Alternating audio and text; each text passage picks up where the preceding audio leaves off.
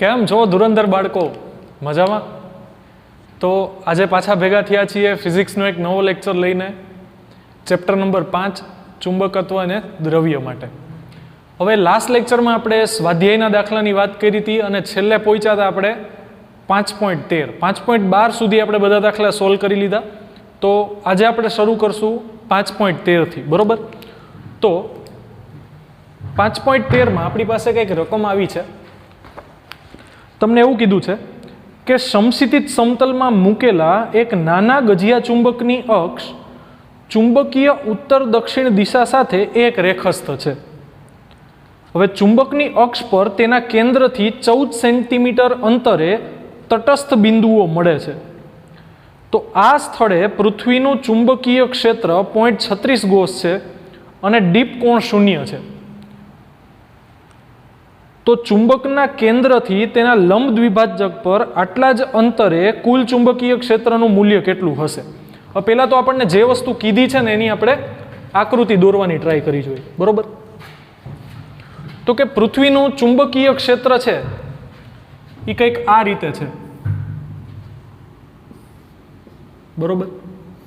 હવે આમાં આપણે ચુંબકને એ રીતે ગોઠવીએ છીએ કે ચુંબકની અક્ષ અને પૃથ્વીનું ચુંબકીય ક્ષેત્ર બે આપણને એક જ દિશામાં મળે. હવે અહીંયા આપણને એવું કીધું છે કે ધારો કે આ ઉત્તર અને દક્ષિણ છે, બરોબર? આ પૃથ્વીના ચુંબકીય ક્ષેત્રનો સમક્ષિતિજ ઘટક છે, કારણ કે નમન કોણ ડીપ એંગલ 0 છે, એટલે ટોટલ BE બરાબર HE જ થશે, બરોબર? ટોટલ પૃથ્વીનું ચુંબકીય ક્ષેત્ર એ સમક્ષિતિજ ઘટક જેટલું જ થશે. પણ જો હવે તમારે આ ચુંબક માટે જો તમારે રેખા દોરવી હોય, એટલે કે ક્ષેત્ર રેખાઓ, તો ક્ષેત્ર રેખાઓમાં આપણને એમ ખબર છે કે ઉત્તર ધ્રુવમાંથી નીકળી અને એ દક્ષિણ ધ્રુવમાં જાય છે અને ચુંબકની અંદર દક્ષિણથી ઉત્તર ચાલે છે. એટલે તમે આમ કહી શકો ક્ષેત્ર રેખાઓની દિશા દર્શાવી હોય તો આમ થાય. તો તમે જોઈ શકો છો એમ કે અક્ષ ઉપર આ એની અક્ષ થઈ કે નહીં, અક્ષ ઉપર તમને અહીંયા એક એવું બિંદુ મળશે. જો આ ગજિયો ચુંબક હોય તો આ એની અક્ષ, ધારો કે તમે ક્ષેત્ર રેખાઓ છે એ આમ જાય છે, બરોબર? તો અહીંયા તમે વિચાર કરો તો આપણે ક્ષેત્રની દિશા આ તરફ લેશું. જો ગજિયો ચુંબક છે એનું ક્ષેત્ર છે એ આ દિશામાં આવશે અને બાહ્ય ચુંબકીય ક્ષેત્ર છે એ આ દિશામાં આવશે. હવે જો બેયનું મૂલ્ય સમાન હોય, ધારો કે આ HE હોય અને આ ગજિયા ચુંબક છે એનું ક્ષેત્ર આપણે BE કહીએ, જો બે સમાન થાય તો જ આ તટસ્થ બિંદુ થાય. એનો મતલબ તટસ્થ બિંદુએ શું થશે તો કે BE બરાબર HE થશે. તટસ્થ બિંદુએ BE બરાબર શું થશે? HE થશે. તો એનો મતલબ તમને આ અંતર છે ને અક્ષ ઉપર એ 14 સેન્ટીમીટર આપ્યું છે. હવે 14 સેન્ટીમીટર ક્યાંથી હોય તો કે ગજિયા ચુંબકના કેન્દ્રથી. બધા અંતર આપણે ક્યાંથી માપીએ છીએ? કેન્દ્રથી, ચુંબકના કેન્દ્રથી. તો તમને આ 14 સેન્ટીમીટર આપેલું છે કે અક્ષ ઉપર 14 સેન્ટીમીટર અંતરે તમને એક એવું તટસ્થ બિંદુ મળે છે. તટસ્થ બિંદુનો મતલબ કે આ બે એકબીજાની અસર શું કરે છે? નાબૂદ. એટલે કે ત્યાં પરિણામી ચુંબકીય ક્ષેત્ર 0 છે. તો આના ઉપરથી તમને આ જે ગજિયો ચુંબક છે એની ડાયપોલ મોમેન્ટ મળી જશે. તો તટસ્થ બિંદુએ BE બરાબર HE થવું જોઈએ. તો આપણી પાસે છે BE બરાબર HE. તો આ કેસમાં અક્ષ પર R અંતરે, એટલે કે 14 સેન્ટીમીટર અંતરે આપણને ચુંબકીય ક્ષેત્ર ગજિયા ચુંબકના લીધે અક્ષ પર 14 સેન્ટીમીટર અંતરે કેટલું મળશે? તો કે આપણી પાસે અક્ષ માટેનું સૂત્ર છે μ0/4π × 2m/r³. આવું સૂત્ર છે. બરાબર આ જગ્યાએ પૃથ્વીના ચુંબકીય ક્ષેત્રનો સમક્ષિતિજ ઘટક, એટલે કે કુલ પૃથ્વીનું ચુંબકીય ક્ષેત્ર, કારણ કે નમન કોણ ડીપ એંગલ કેટલો છે? 0. એનો મતલબ BE બરાબર થશે HE cos 0, અને cos 0 એટલે કેટલા થાય તો કે 1. એનો મતલબ બધું ચુંબકીય ક્ષેત્ર સમક્ષિતિજ દિશામાં જ છે, બરોબર? તો આ કેસમાં તમને M મળી જશે, કારણ કે તમને આ અંતર આપેલું છે 14 સેન્ટીમીટર. પૃથ્વીના ચુંબકીય ક્ષેત્રનું મૂલ્ય પણ આપ્યું છે. કેટલું આપ્યું છે? તો કે તમને 0.36 ગોસ મૂલ્ય આપ્યું છે. બરોબર. તો આ કેસમાં બધી કિંમત મૂકી દઈએ તો આ થશે 4 પાઈ ઇન્ટુ 10⁻⁻7 ના છેદમાં 4 પાઈ અને આ થશે 2. પહેલા તો આપણે સૂત્રનો કર્તા બનાવવાનો છે m ને, તો પહેલા એને સૂત્રનો કર્તા બનાવી નાખીએ.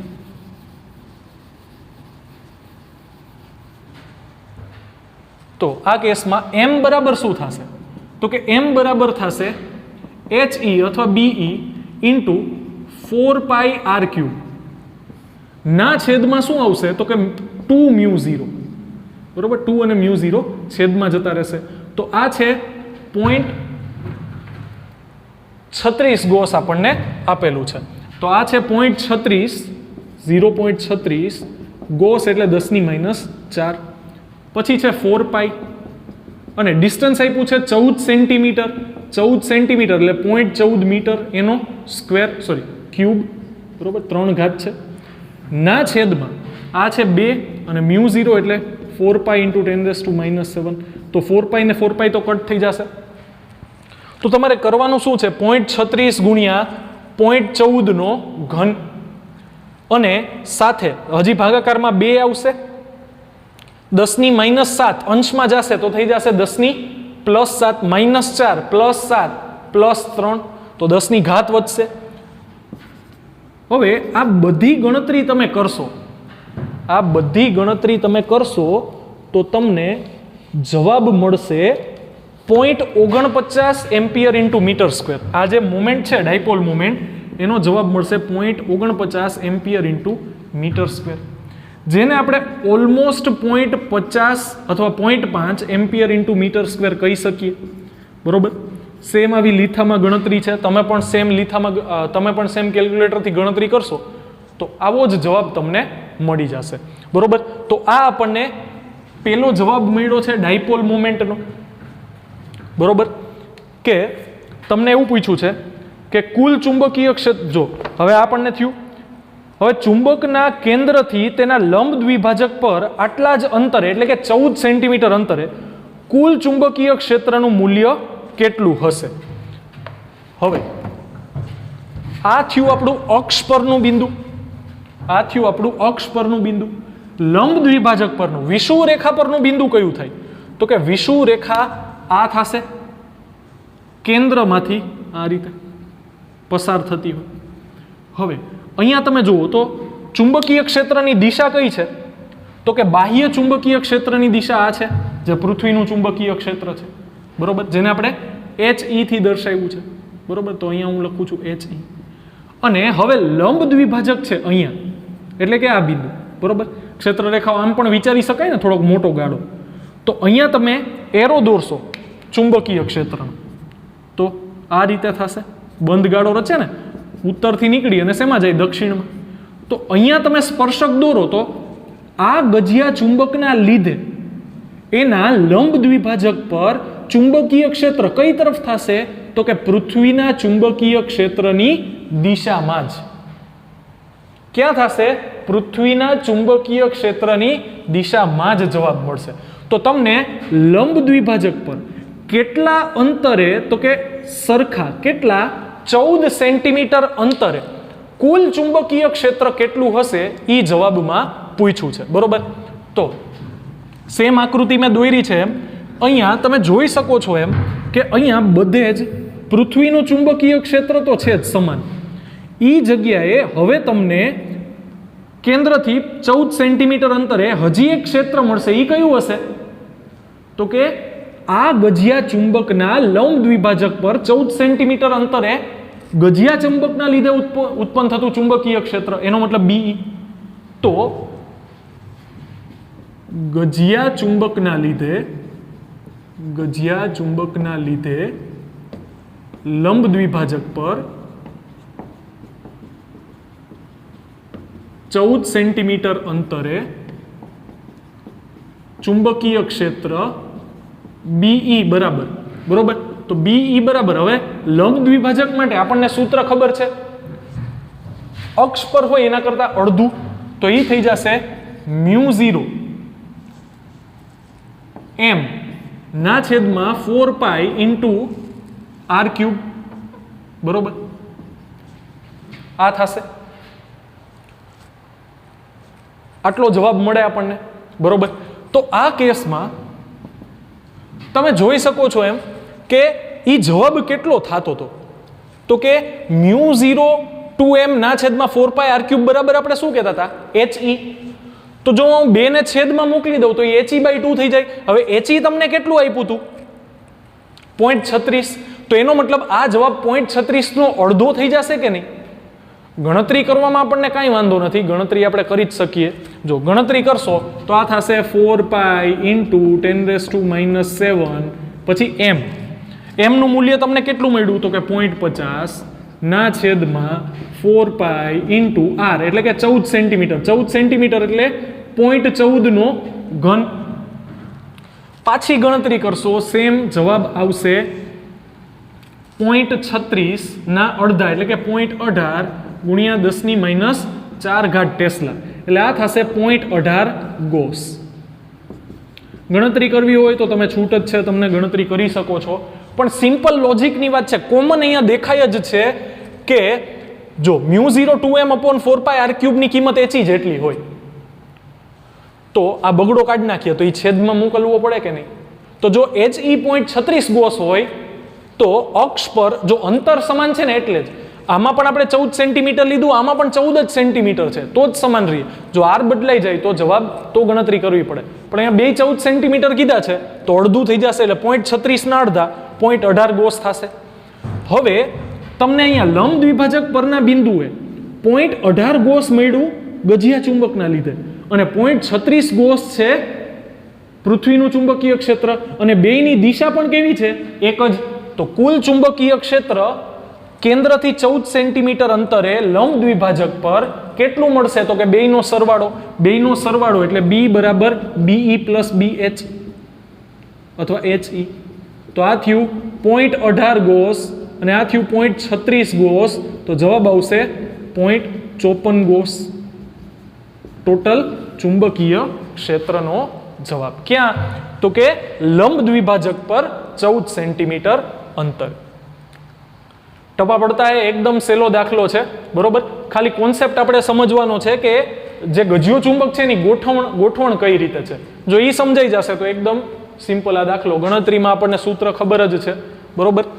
એકદમ સરખું સૂત્ર છે વિદ્યુત ડાયપોલ માટે જે અક્ષ અને લંબ દ્વિભાજક હતું એના જેવું જ. 1/ε0 ની જગ્યાએ μ0 પછી p ની જગ્યાએ m. આટલો જ ફેરફાર, બે જ ફેરફાર, બીજા કોઈ ફેરફાર નથી, બરોબર? તો દાખલો લખી લ્યો પછી આપણે આગળ વધીએ, બરોબર? પોઝ કરી અને ગણી લ્યો દાખલો.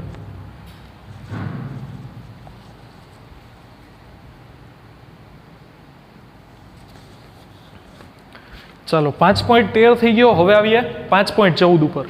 એમાં આપણને એવું કીધું છે કે જો 5.13 માં ગજિયા ચુંબકને 180 ડિગ્રી જેટલો ઘુમાવવામાં આવે તો હવે નવા તટસ્થ બિંદુ ક્યાં મળશે?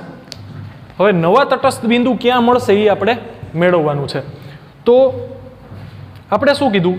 તો કે શરૂઆતમાં આપણે ચુંબકને આ રીતે ગોઠવો તો આ બાહ્ય ચુંબકીય ક્ષેત્ર છે પૃથ્વીનું, બરોબર? HE કહીએ છીએ જેને આપણે.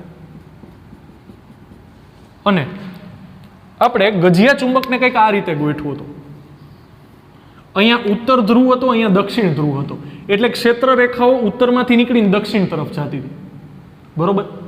પણ હવે જો તમે એને 180 ડિગ્રી ઘુમાવો એનો મતલબ અહીંયા સાઉથ આવી જાય ને અહીંયા નોર્થ આવે,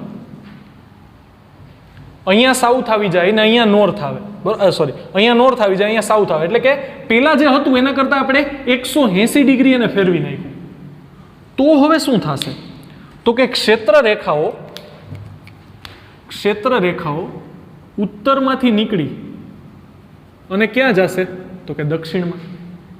તો અહીંયા જો અક્ષ પરના કોઈ પણ બિંદુએ તમને ક્ષેત્ર ટોટલ પરિણામી શૂન્ય નહીં મળે. શું કામે? તો કે HE ની દિશા પણ આ તરફ ને અક્ષ ઉપર કોઈ પણ જુઓ તમે, જો અક્ષ ઉપર કોઈ પણ જગ્યાએ તમે જોશો, જો આ અક્ષ છે એની, તો અક્ષ ઉપર ક્ષેત્ર છે યાદ દિશામાં છે, જો બધે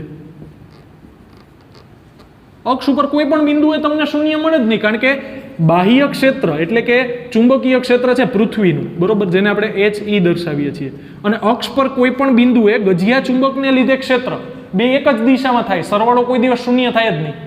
પણ આવું ક્યાં જોવા મળશે ખબર છે? લંબ દ્વિભાજક પર. ક્યાં જોવા મળશે? લંબ દ્વિભાજક પર.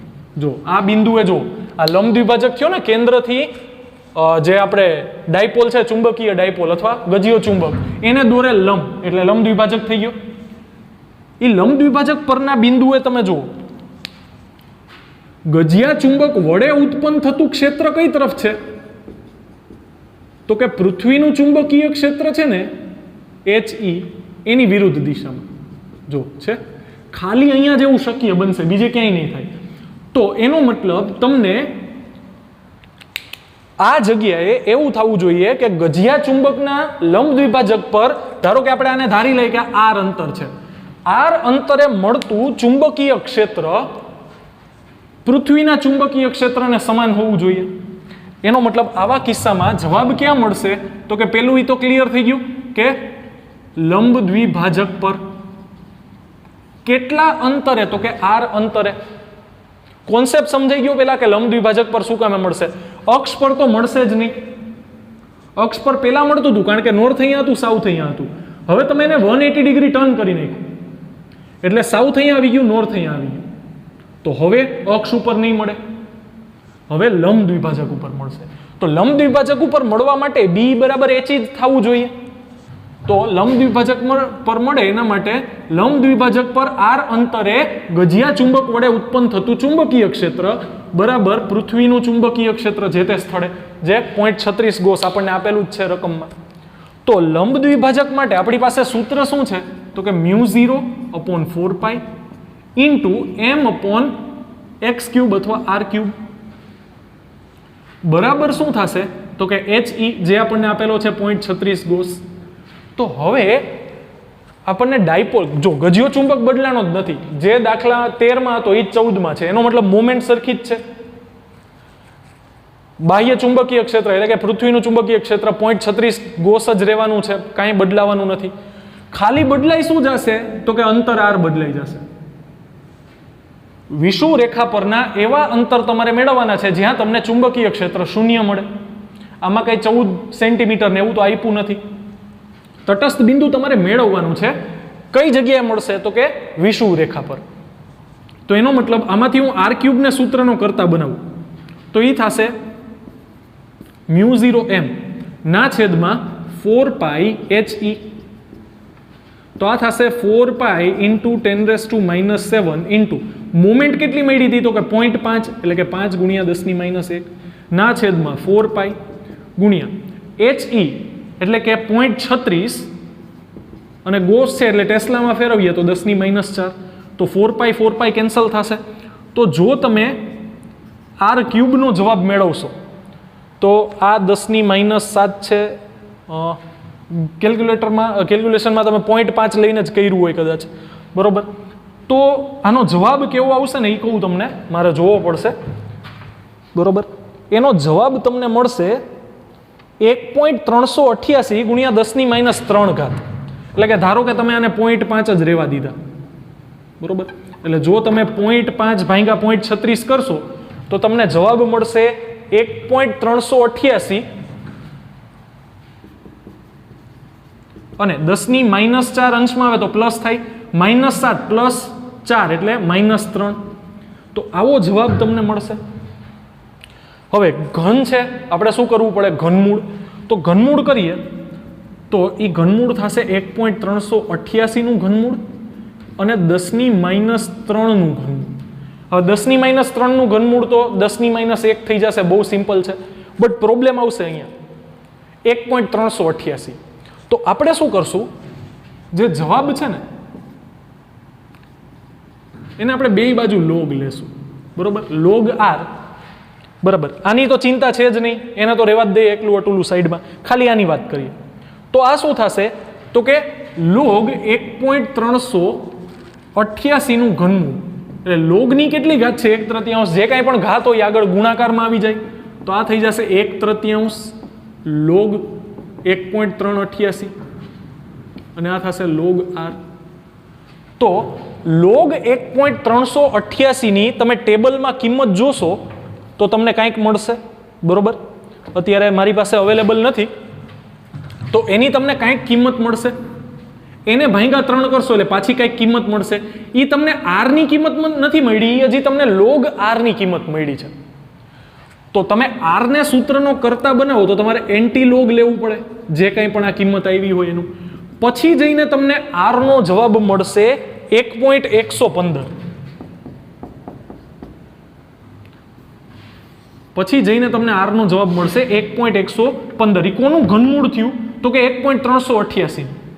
દેખીતી વસ્તુ છે, 1 કરતાં થોડીક મોટી કિંમત છે, 1 નું ઘનમૂળ 1 થાય તો 1 કરતાં થોડીક મોટી કિંમત છે તો એનું ઘનમૂળ પણ 1 કરતાં થોડુંક મોટું આવશે. અને ગુણાકારમાં હજી શું છે? 10⁻⁻1 ઘાત. એટલે 1.388 નું ઘનમૂળ થયું 1.115 અને ગુણાકારમાં 10⁻1 ઘાત. અને આ છે r. તો આ જવાબ તમને મળ્યો, બરોબર. અહીંયા જ ટૂંકમાં જ લખી નાખું છું. આ જવાબ તમને મળશે 11.15 ગુણ્યા 10⁻2 ઘાત મીટર. અને 10⁻2 ઘાતને આપણે સેન્ટીમીટર કહીએ છીએ, બરોબર. તો તમને જવાબ મળશે 11.15 સેન્ટીમીટર. એનો મતલબ આ જે અક્ષ છે, ડાયપોલનું કેન્દ્ર છે, એનાથી 11.15 સેન્ટીમીટર અંતરે વિષુવવૃત્ત રેખા પર તમને એવું બિંદુ મળશે જે તટસ્થ બિંદુ હોય. પેલા કેસમાં તમને તટસ્થ બિંદુ અક્ષ પર મળ્યું, કારણ કે નોર્થ અહીંયા હતું, સાઉથ અહીંયા હતું. હવે તમે એને 180 ડિગ્રીનું ફેરવી નાખ્યું તો હવે તમને તટસ્થ બિંદુ વિષુવવૃત્ત રેખા પર મળશે. અને પેલા 5 સેન્ટીમીટર અંતરે મળતું હતું, હવે તમને આ જ જવાબ મળે છે. સોરી, 5 નહીં, પણ એ 14 સેન્ટીમીટરે મળતું હતું. હવે વિષુવવૃત્ત રેખા પર તમને એ અંતર મળે છે 11.15 સેન્ટીમીટર, બરોબર. એટલે આ ઘનમૂળ કાઢવાની રીત છે. બે બાજુ લોગ લઈએ તો અહીંયા થશે, આવડે જ છે આપણને, એકદમ પી કેટેગરીની ગણતરી છે, બરોબર. ઘાત છે એ આગળ આવી જશે 1/3. પછી આપણે લોગમાં કિંમત જોશું 1.388 ની, કંઈક જવાબ આવશે એને ભાગ્યા 3 કરશું તો એ જવાબ તમને મળશે log r નો. તો r મેળવવા માટે એન્ટી લોગ લેવો પડે સામે તરફ. જે કાંઈ પણ કિંમત મળે એનો એન્ટી લોગ લેશો તો જવાબ આવશે 1.115, બરોબર. અને કિંમત મૂકશું તો આપણને જવાબ મળશે 11.15 સેન્ટીમીટર. એકદમ સહેલો જ દાખલો છે, ખાલી આ ગણતરીમાં ધ્યાન રાખવાનું છે, બરોબર. નોટ કરી લ્યો. એટલે હું છેકી નાખું આને, પોઝ કરી અને ગણી લ્યો આ દાખલો.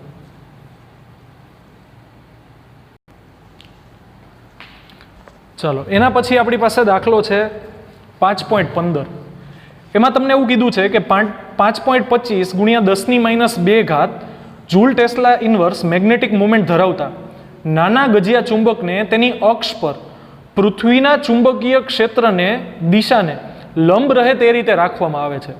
તો ચુંબકના કેન્દ્રથી પેલું તેના લંબ દ્વિભાજક પર અને બીજું તેની અક્ષ પર કેટલા અંતરે પરિણામી ક્ષેત્ર પૃથ્વીના ચુંબકીય ક્ષેત્ર સાથે 45 ડિગ્રીનો કોણ બનાવતું હશે. આ સ્થળે પૃથ્વીનું ચુંબકીય ક્ષેત્ર 0.42 ગોસ છે. અહીં ગણતરીમાં આવતા અંતરોની સરખામણીમાં ચુંબકની લંબાઈ અવગણો, બરોબર. તો આપણને બે વસ્તુ આપી છે. એક છે જે આપણી પાસે ગજિયો ચુંબક છે એની ડાયપોલ મોમેન્ટ, એ છે 5.25 ગુણ્યા 10⁻2 ઘાત એમ્પિયર ઇન્ટુ મીટર સ્ક્વેર. અને બીજું ત્યાં ચુંબકીય ક્ષેત્ર આપણને આપ્યું છે 0.42 ગોસ, બરોબર ને? આવું જ આપ્યું છે ને? હા, 0.42 ગોસ આપણને જવાબ આપ્યો છે. હવે તમને શું કીધું છે? તો કે જે જગ્યાએ ચુંબકીય ક્ષેત્ર 0.42 ગોસ હોય, બરોબર, ત્યાં આપણે ડાયપોલની અક્ષ આ ક્ષેત્રને લંબ રહે તે રીતે ગોઠવી છે. એટલે આ ડાયપોલની અક્ષ થઈ જે આ ચુંબકીય ક્ષેત્રને લંબ છે. હવે તમને એવું કીધું છે કે લંબ દ્વિભાજક પર કોઈ એવું તમે અંતર મેળવો કે જ્યાં, ધારો કે આપણે આના ચુંબકીય ક્ષેત્રની વાત કરીએ, ધારો કે અહીંયા નોર્થથી સાઉથ છે, તો ક્ષેત્ર રેખાઓ આ રીતે નીકળશે. અને સાઉથમાં એન્ટર કરશે. તો પેલું તમને પૂછ્યું છે કે લંબ દ્વિભાજક પર કોઈ એવું અંતર મેળવો કે જ્યાં પૃથ્વીનું ચુંબકીય ક્ષેત્ર અને આ ગજિયા ચુંબકનું ચુંબકીય ક્ષેત્ર આ બેયનું પરિણામી 45 ડિગ્રી હોય. એનો મતલબ હવે અહીંયાની વાત કરીએ તો ક્ષેત્ર રેખાઓની હું દિશા દોરું તો નોર્થમાંથી બહાર નીકળશે, સાઉથમાં એન્ટર કરશે, બરોબર. એનો મતલબ આ બિંદુએ હું વાત કરું તો ત્યાં આપણે સ્પર્શક દોરીએ. જો અહીંયા હું જો સ્પર્શક દોરું તો આ ગજિયા ચુંબકના લીધે આ બિંદુએ ચુંબકીય ક્ષેત્ર ઉપર તરફ હોવું જોઈએ. એનો મતલબ BE આ દિશામાં હોવું જોઈએ. ચુંબકના લીધે ચુંબકીય ક્ષેત્ર અને પૃથ્વીનું ચુંબકીય ક્ષેત્ર તો આ તરફ છે જ, એટલે આપણે આને લખીએ પૃથ્વી, બરોબર. તો આ બેનું જે પરિણામી છે ને એ 45 ડિગ્રીનો કોણ બનાવવું જોઈએ. જો આ થઈ ગયું બી ચુંબક, બરોબર. હવે બે સદિશ છે, બેયનો પરિણામી મેળવીએ એટલે બેયની વચ્ચે જ આવશે. તો આ જે પરિણામી ચુંબકીય ક્ષેત્ર છે ને એ પરિણામી ચુંબકીય ક્ષેત્ર બેય સાથે કેટલો ખૂણો બનાવવો જોઈએ તો કે બેય સાથે 45 ડિગ્રીનો ખૂણો બનાવવો જોઈએ. હવે આવું ક્યારે શક્ય છે તો કે આ સામેની બાજુ થશે, બરોબર. આ શું છે તો કે બી ચુંબક અને આ શું છે બી પૃથ્વી. હવે tan θ બરાબર સામેની બાજુ છેદમાં પાસેની બાજુ એટલે કે tan 45 બરાબર શું થવું જોઈએ તો કે સામેની બાજુ એટલે કે બી ચુંબક ગજિયા ચુંબક વડે વિષુવ રેખા પર ધારો કે આને હું આર અંતર અથવા એક્સ અંતર કહું તો એક્સ અંતરે ઉદ્ભવતું ચુંબકીય ક્ષેત્ર અને છેદમાં આવશે એ જ જગ્યાએ પૃથ્વીનું ચુંબકીય ક્ષેત્ર. એ તો આપણને અચળ આપેલું જ છે. તો tan 45 એક થાય તો એનો મતલબ ચુંબક વડે ઉત્પન્ન થતું ક્ષેત્ર અને પૃથ્વી વડે ઉત્પન્ન થતું અથવા પૃથ્વીનું ક્ષેત્ર બે સમાન મૂલ્યના હોવા જોઈએ. હા કે ના? હવે કોમન સેન્સની વાત છે કે બે સાથે સમાન ખૂણો ક્યારે બનાવે જ્યારે બે બળનું અથવા બે સદિશનું મૂલ્ય સરખું હોય. કોમન સેન્સની વાત છે. તો અહીંયા આ વિષુવ રેખા પરનું બિંદુ છે અને કેટલા અંતરે છે તો કે માની લ્યો કે આર અંતરે છે, આ અંતર આર છે. તો વિષુવ રેખા પર શું થાય તો કે μ0 m/4π × r³ બરાબર. એ જગ્યાએ પૃથ્વીનું ચુંબકીય ક્ષેત્ર આપણને આપેલું જ છે, બરોબર. તો આ કેસમાં જો હું r³ ને સૂત્રનો કરતા બનાવું, બરોબર, તો r³ બરાબર શું થશે તો કે μ0 m ના છેદમાં 4π અને પૃથ્વીનું ચુંબકીય ક્ષેત્ર. તો μ0 બરાબર શું થશે તો કે 4π × 10⁻⁷. પૃથ્વીના આ ગજિયા ચુંબકની ડાયપોલ મોમેન્ટ તમને આપી છે 5.25 × 10⁻² ના છેદમાં 4π અને પૃથ્વીનું ચુંબકીય ક્ષેત્ર આ જગ્યાએ છે 0.42 ગોસ એટલે 0.42 × 10⁻⁴ ટેસ્લા. તો જે કંઈ કેન્સલ થતું હોય કેન્સલ કરી નાખીએ તો 4π કેન્સલ થઈ જશે.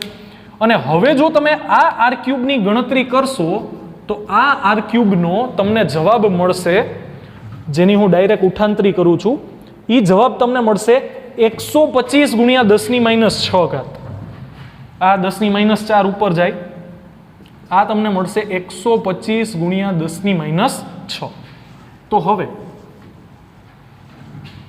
r બરાબર શું થશે તો કે 125 નું ઘનમૂળ અને 10⁻⁶ નું ઘનમૂળ, બરોબર.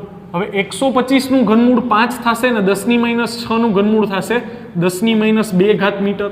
તો આ જવાબ તમને મળશે 5 સેન્ટીમીટર. આ જવાબ આપણને કેટલો મળશે 5 સેન્ટીમીટર જવાબ મળશે. હવે આ જ દાખલામાં જે બીજો ભાગ છે એ તમને શું પૂછે છે કે અક્ષ પરના કેટલા અંતરે તમને પરિણામી 45 ડિગ્રી મળશે. હવે અક્ષ માટે મારે આકૃતિ દોરવી હોય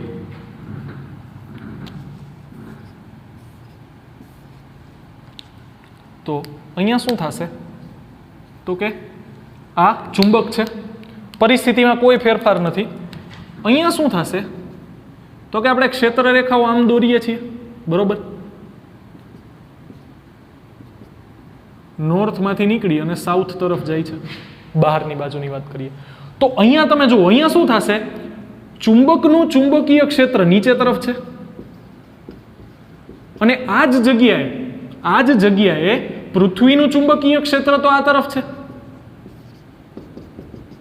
અને આમાં તમારે પરિણામી મેળવવાનો છે જે બંને સાથે સરખો કોણ એટલે કે 45 ડિગ્રીનો કોણ બનાવે. આ તરફ હોય 45, આ તરફ પણ 45. તો સેમ ઘટના થશે, સેમ ગણતરી, કોઈ ફેરફાર નહીં. ખાલી ફેર શું પડી જશે તો કે અહીંયા જે આપણે લંબ દ્વિભાજક ઉપર આર અંતર ધાર્યું એની જગ્યાએ હવે આપણે કેન્દ્રથી અક્ષ ઉપર આર અંતર ધારવાનું છે. એનો મતલબ આ જગ્યાએ પાછું 45 આવે એટલે શું થાય તો કે બી ચુંબક બરાબર બી પરિણામી થશે. હવે બી ચુંબક છે એ અક્ષ ઉપરની વાત થાય છે, અક્ષ ઉપર આવે તો સૂત્ર શું આવે તો કે μ0/4π ઇન્ટુ 2m/r3. અને તમે બીજો કંઈક આરની જગ્યાએ એક્સ પણ લખી શકો, બે અલગ અલગ જવાબ આપવા હોય તો. અને આ થઈ જશે, સોરી બી પરિણામી નહીં, અહીંયા આપણે આવશે બી પૃથ્વી દ્વારા, બરોબર. તો બે સમાન થવા જોઈએ. તો ગણતરી કંઈક આના જેવી જ આવશે કે નહીં? જો પોઝ કરીને પહેલા આ નોટ કરી લ્યો, એટલે આમાં જ થોડોક ફેરફાર કરી નાખું છું, બરોબર. આખી ગણતરી ઓલી બાજુ સમાય એમ નથી. તો અહીંયા સમજી લ્યો કે આ જ ગણતરી મેં આના માટે કરી છે, અહીંયાથી બદલાઈ જશે, બરોબર.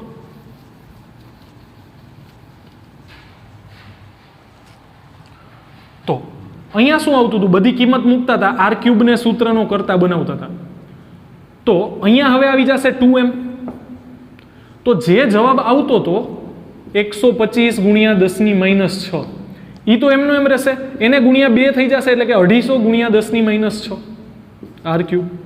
તો પાછું ઘનમૂળ કરશો તો 250નું ઘનમૂળ કરવું પડશે અને 10⁻6નું પણ ઘનમૂળ કરવું પડશે. 10⁻6નું ઘનમૂળ તો બહુ ઇઝી છે, 10⁻2, પણ 250નું ઘનમૂળ કરવું પડશે. 125નું ઘનમૂળ આપણને 5 ખબર હતી, પણ 250નું ઘનમૂળ ખબર નથી. તો પાછું શું કરવાનું તો કે જે હમણાં જ કરી પ્રક્રિયા કે log r બરાબર log 250નું ઘનમૂળ. તો 1/3 ઘાત આગળ આવે અને log 250 મેળવવા. તો જો તમે log 250 મેળવશો તો કંઈક જવાબ આવશે 2.3979 અને એને ગુણાકારમાં 1/3 કરશો એટલે જવાબ આવશે 0.7993. આ તમને શેનો જવાબ મળ્યો હજી? log r નો. તો r મેળવવા માટે તમારે કરવું પડે એન્ટીલોગ ઓફ 0.7993 અને ઈ મેળવશો તો તમને જવાબ મળશે 6.299. તો એનો મતલબ તમને આ 250નું ઘનમૂળ મળ્યું છે 6.299. 299 એટલે 3 થાય ઓલમોસ્ટ, બરોબર. તો તમને r નો જવાબ મળશે 6.3 સેન્ટીમીટર, કારણ કે 10⁻2 ઘાત મીટર એટલે સેન્ટીમીટર થશે. તો આ જે અંતર તમને મળ્યું ને અક્ષ પર, એ તમને મળ્યું છે 6.3 સેન્ટીમીટર. ટપા પડતા હે. તો પરિણામી 45 ડિગ્રીએ આવવું જોઈએ, એનો કોન્સેપ્ટ આવો કંઈક થશે, બરોબર. એક જગ્યાએ વિષુવ રેખા ઉપર અને એક જગ્યાએ અક્ષ ઉપર, બે જગ્યાએ તમને પરિણામી 45 ડિગ્રી મળતું હોય, 45 ડિગ્રી કોણે મળતું હોય, બે સાથે એવું જોવા મળશે, બરોબર. તટસ્થ બિંદુ કોને કહેવાશે? તો કે બે પરસ્પર વિરુદ્ધ હોય. અને 45 ડિગ્રી એ પરિણામી ક્યારે મળે? જ્યારે બે એકબીજાને લંબ હોય અને બેયના મૂલ્ય સરખા હોય, તો તમને પરિણામી બે સાથે 45 ડિગ્રીનો કોણ બનાવતું એવું જોવા મળશે. બે કોન્સેપ્ટમાં થોડોક જ ફેર છે. એકમાં મૂલ્ય સમાન હોવા જોઈએ કારણ કે બે પરસ્પર વિરુદ્ધ હોવા જોઈએ. બીજામાં જો તમારે પરિણામી 45 ડિગ્રીએ જોઈએ તો બેયના મૂલ્ય સરખા હોવા જોઈએ પણ બે પરસ્પર એકબીજાને લંબ હોવા જોઈએ. તો આ બે વસ્તુ બહુ જ ઇમ્પોર્ટન્ટ છે, બે કોન્સેપ્ટ, બરોબર. તો આની સાથે આપણું રેગ્યુલર સ્વાધ્યાય પૂરું થાય છે. તમારી જે રવિવારે ટેસ્ટ આવે છે એમાં આપણે સ્વાધ્યાય સુધી રાખશું, વધારાનું સ્વાધ્યાય નથી એમાં, બરોબર. તો આ જે દાખલા આપણે આ લેક્ચરમાં પૂરા કર્યા ત્યાં સુધીના આપણી ટેસ્ટમાં હશે, બરોબર. તો આજે અહીંયા સુધી જ રાખીએ. વધારાનો સ્વાધ્યાય આપણે નેક્સ્ટ લેક્ચરથી ચાલુ કરશું. આ જેટલા દાખલા આપણે ગણ્યા એ બધા તમે મને હોમવર્કમાં લખી અને સેન્ડ કરો, અને ખાસ આ બધી વસ્તુ નોટ કરજો. લીથામાં આપેલું જ છે, પણ છતાંય તમને લાગે તો એ વસ્તુ એમાં તમે ઉમેરી દેજો. તો મળીએ નેક્સ્ટ લેક્ચરમાં. ત્યાં સુધી keep preparing. All the best. Thank you very much.